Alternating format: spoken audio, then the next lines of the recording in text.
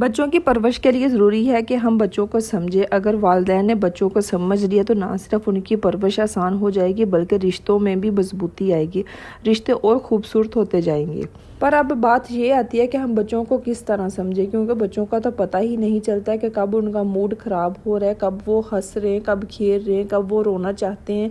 अक्सर ऐसा भी होता है कि बच्चे ज़िद करना स्टार्ट कर देते हैं और मारना भी स्टार्ट कर देते हैं आगे से। वैसे तो इसकी बहुत ज़्यादा वजूहात है, लेकिन इनमें से चंद ये भी वजूहात हो सकते हैं कि हम पेरेंट्स को इस चीज़ की समझ ही नहीं आ रही होती कि हमने अपने बच्चों की तरबियत किस तरह करनी है, हमने बच्चों को किस तरह डील करना और किस तरह उनकी परवरिश करनी है। और अक्सर ऐसा होता है कि बच्चों की तरबियत में पेरेंट्स की ही गलती होती है, ना कि बच्चों की गलती होती है।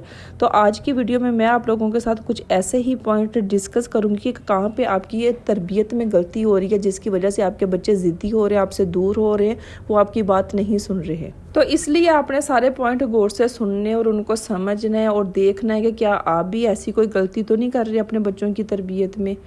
अस्सलाम वालेकुम, welcome back to my YouTube channel. I hope मेरी यूट्यूब फैमिली ठीक ठाक होगी। अल्लाह का शुक्र है, मैं भी बिल्कुल ठीक हूँ।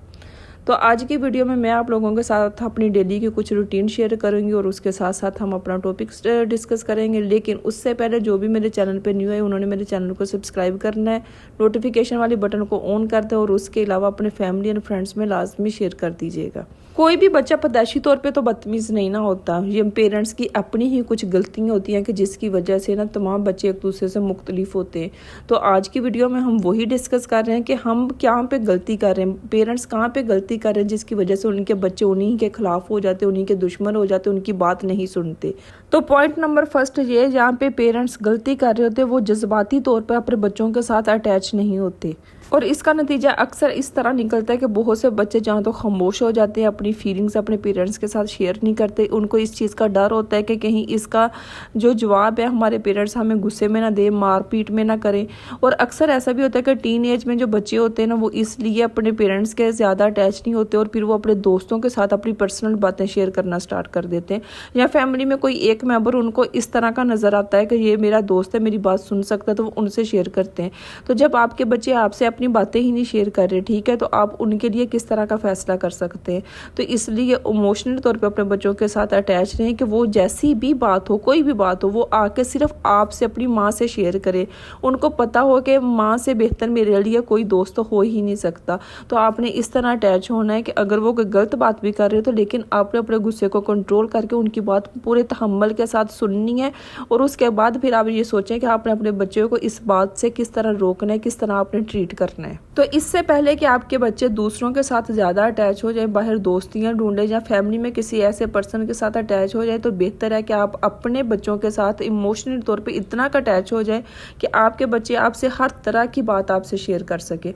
चाहे वो छोटी एज में, चाहे वो टीन एज में, कि किसी भी एज में उनको तन्हाई फील ना हो, वो हर किस्म की बात आपसे कर सकें। जो सेकंड मिस्टेक वालिदैन कर रहे होते हैं वो ये होता है कि अपने बच्चों को ऑब्जर्व ही नहीं करते। पेरेंट्स को नहीं पता होता, वो ऑब्जर्व कर रहे होते हैं कि हमारा बच्चा यहाँ पे चुप करके बैठा है तो क्यों बैठा है, या हमारे बच्चे के माइंड में इस वक्त क्या चल रहा है, या उसकी दोस्ती कैसे लोगों के साथ है। देखिए, ये छोटी छोटी चीज़ें होती हैं जो आप अगर ऑब्जर्व करें ना, बच्चों की जानने की कोशिश करें, तो आप बच्चों की परवरिश में, तरबियत में बहुत ज़्यादा बेहतरी ला सकते हैं। आपने ये ऑब्जर्व करना है कि आपका बच्चा खाता क्या है, आपका बच्चा किस तरह सोता है, किस टाइम सोता है, जहाँ अपने दोस्तों के साथ किस तरह वक्त गुजारता है।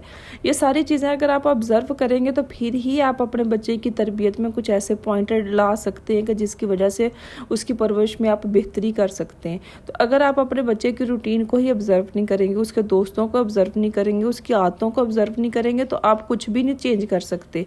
आप तो फिर मामूल के साथ यही है कि खाना दे दिया, उसका यूनिफॉर्म दे दिया, यही चीज़ें करते रहेंगे। तो इसलिए अपने बच्चों को पहले ऑब्जर्व करें, फिर ही आप उनको उस हिसाब से डील कर सकते। देखिए, अगर आपके 4 बच्चे हैं तो चारों की अलग अलग नेचर है, तो पहले उनकी नेचर के हिसाब से उनको ऑब्जर्व करो और उसके बाद फिर आप उनको डील कर सकते हैं। जो तीसरी मिस्टेक पेरेंट्स कर रहे होते हैं ना, वो ये होती है कि अपने बच्चों को टेंशन ही नहीं देते। जिस तरह पहले पॉइंट में हमने डिस्कस किया कि आपने बच्चों के साथ जज्बाती तौर पे अटैच होना है, बच्चों को ऑब्जर्व करना है, इसी तरह आपने बच्चों को टेंशन देनी है, उनके साथ वक्त गुजारना है। एक फैमिली वक्त जो होता है ना वो आपने गुजारना है। देखें, आप अगर एक हाउसवाइफ हैं, ठीक है, आप ये सोचते हैं कि 24 घंटे मैं अपने बच्चे के पास ही होती हूँ, तो पास तो हो रही हैं, लेकिन ये भी देखें कि आप उस वक्त फ़ोन इस्तेमाल कर रही हैं, फैमिली मेम्बर्स के साथ बात कर रही है और आपका बच्चा आपको कुछ सुनाना चाह रहा है, आपसे बात करना चाह रहा है, लेकिन आप उसकी बात गौर से सुन ही नहीं रही, वो अपनी बात बोल के चला जाता है। तो कहने का ये मतलब है कि बेशक आप 24 घंटे अपने घर में मौजूद है, लेकिन ये देखें कि आप अपने बच्चे के साथ वक्त कितना को गुजार रहे हैं। आप घर के कामों में बिजी हैं, या आप बच्चा अगर सो रहा है तो आप फ़ोन देख रही हैं, बच्चे के फ्री टाइम में आप अपने घर के कामों में बिजी हैं, तो ये इसका मतलब है कि आपने अपने बच्चे के साथ क्वालिटी टाइम कितना को गुजारा है। क्वालिटी जो यादगार मूवमेंट है, आपने अपने बच्चे के साथ कितने को गुजारे। आप खेल रही हैं, उनसे बातें कर रही हैं और उसकी फीलिंग जानने की कोशिश कर रही हैं कि वो क्या सोच रहा है, क्या समझ रहा है, वो क्या करना चाहता है। तो आपने अपने बच्चे के साथ क्वालिटी टाइम स्पेंड करना है। अच्छा जी, मिस्टेक नंबर 4 ये है कि आप अपने बच्चों को सपोर्ट ही नहीं करते। बहुत से पेरेंट्स ऐसे होते हैं कि अपनी ख्वाहिशात जो होती है ना बच्चों पे ना मसलत करने की कोशिश करते हैं। बच्चों का इंटरेस्ट किस चीज़ में, बच्चों के गोल्स क्या हैं, बच्चे अपने फ्यूचर में क्या करना चाहते हैं, इन चीज़ों पे सपोर्ट ही नहीं करते बच्चों को।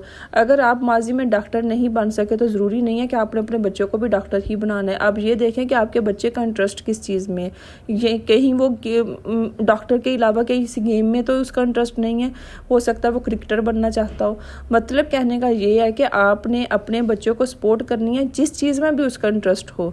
ये नहीं है कि आपने अपनी ख्वाहिशात, अपनी वो जो जीते हैं ना कि मैंने डॉक्टर बनना था, मैं नहीं बन सका तो मैंने अपने बच्चे को बनाना है, तो ये सारा कुछ आपने उस पर मसलत नहीं करना। आप बच्चे के इंटरेस्ट जो भी है, उसके गोल्स हैं, उसमें उसकी सपोर्ट करें। अच्छा जी, मिस्टेक नंबर 5 ये है कि अक्सर पेरेंट्स की आदत होती है कि बच्चों को ना बहुत ज़्यादा तनकीद करना है। ये तो बहुत ज़्यादा शर्मीला है। मतलब कि टैग लगा देते हैं बच्चों के ऊपर के ये तो ऐसा ही है, ये नहीं बदलेगा, ये तो बहुत ढीठ है, ये नहीं बदलेगा, ये बहुत शरारती है, ये नहीं बदलेगा। अच्छा, फिर वो जो तनकीद होती है ना, वो टैग होते हैं ना, वो इतने पक्के हो जाते हैं कि रिश्तेदार भी उस चीज़ को तस्लीम कर लेते हैं और वो 50 साल की उम्र में भी वो कायम रहते हैं। तो इसलिए देखिए, अगर आप बच्चे की तारीफ़ करेंगे ना किसी भी चीज़ में, उसकी तारीफ़ करके उसको शाबाश देंगे तो बच्चा वो दोबारा चीज़ करेगा शाबाश लेने के लिए। और अगर आप किसी बच्चे को किसी भी चीज़ पे ना तनकीद करते हैं, उसकी बुराई करते हैं, तो बच्चा फिर कहता है कि मैं तो यही हूँ, मैं कैसे बदल सकता हूँ, मुझे वाकई शायद हो सकता है कि अक्ल नहीं है या मैं ये काम कर ही नहीं सकता। तो इस तरह नहीं करना आपने। आप अपने बच्चों को खुद ही डीमोटिवेट करते हैं, तो इस तरह ना किया करें। तनकीद करके बच्चों को डीमोटिवेट करने की बजाय अपने बच्चों को मोटिवेट किया करें कि बेटा आप ये कर सकते हो, आप इससे भी बेहतर कर सकते हो। अगर आप इस सब्जेक्ट में वीक हो तो आप दूसरों में बहुत अच्छे हो, बहुत ज़हीन हो, आप कोशिश करो कि इस सब्जेक्ट में भी आप अच्छे नंबर लेके आ सके। तो इस तरह अपने बच्चों को ट्रीट किया करें, ना कि उस पर एक पक्का वो टैग लगा दिया कि तुम तो कर ही नहीं सकते। अच्छा, अक्सर पेरेंट्स ऐसे होते हैं कि ये समझते हैं कि हम माँ बाप हैं, हम तो गलत हो ही नहीं सकते। देखें, किसी जगह पे आपका बच्चा भी ठीक कह रहा होता है, या उसकी हो सकता है कि आपको जिस बात पे गुस्सा आ रहा है, कोई और बातें हैं जिसकी वजह से डिप्रेशन में है, या कोई भी और एंजाइटी है जिसकी वजह से आपने वो गुस्सा अपने बच्चे पे निकाल दिया। ठीक है कि आपने अपने बच्चे पे गुस्सा निकाल दिया, लेकिन जब आपको एहसास होता है तो आप उसको सॉरी भी तो बोल सकते हैं ना। बहुत से पेरेंट्स ऐसे हैं कि इस चीज़ में भी अपनी अना का मसला बना लेते हैं कि हम तो वालिदैन हैं, हम सॉरी क्यों बोलें, अगर मैंने डांट भी दिया तो क्या हुआ। देखिए, जो आप कर रहे हैं ना, बच्चे पेरेंट्स के लफ्ज़ों से ज़्यादा ना उनके अमाल की तरफ ज़्यादा होते हैं। ठीक है, आपने जैसा करना है ना, आपके बच्चे ने भी फ्यूचर में वैसा ही करना है। अगर आपने अपने बच्चे से गलत काम पे या गलत डांटने पे सॉरी नहीं ना बोली, तो आपका बच्चा भी नहीं आपसे सॉरी बोलेगा। आपने जो करना है आपके बच्चे ने भी वो ही करना है। कोई भी बच्चा बदतमीज़, बद-इखलाक या नालायक पैदा नहीं होता। ये पेरेंट्स की अपनी ही कुछ गलतियाँ होती हैं कि जो बच्चों को कमज़ोर बना देती हैं, बुज़दिल बना देती हैं, उन्हें कामयाब नहीं होने देती। तो आज की वीडियो अगर आपने गौर से सुनी है तो आपने ये जानने की कोशिश करनी है कि अगर आप इनमें से कोई भी एक मिस्टेक कर रहे हैं तो नेक्स्ट टाइम आप ऐसी गलती ना कीजिएगा। ये ना हो कि ये चीज़ें कल को आपके बच्चे की कामयाबी में रुकावट पैदा करें। इसी के साथ आप मुझे दें इजाज़त, लेकिन आपने अपने फैमिली या फ्रेंड्स में लाजमी मेरी वीडियो को शेयर कीजिएगा। अगर कोई एक पॉइंट भी आपको अच्छा लगा तो अपने दोस्तों में शेयर करें ताकि दूसरों का भी भला हो सके। मिलते हैं हम नेक्स्ट वीडियो में, तब तक के लिए अल्लाह हाफिज़।